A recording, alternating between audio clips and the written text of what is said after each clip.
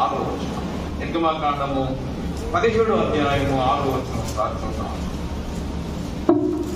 అక్కడ హోరేబులోని బండ మీద నేను నీకు ఎదురుగా నిలిచేదను. నీవు ఆ బండను కొట్టగా ప్రజలు రాకముందు దానిలో నుండి నీళ్లు బయలుదేరినని మోషేతో సెలవీయగా మోషే ఇశ్రాయేలీయుల పెద్దల కన్నుల ఎదుట అట్లు చేశాను. బండను కొట్టమన్నాడా ఏమన్నాడు?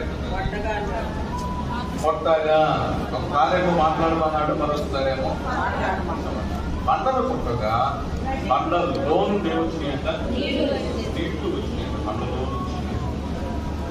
బండలో నుంచి ఏ రాయిని పగలు వచ్చినా మనకు కనపడేది ఖాళీ తప్ప ఏ బండలో నుంచి ఏవరవు మనకు నీళ్లు రావు.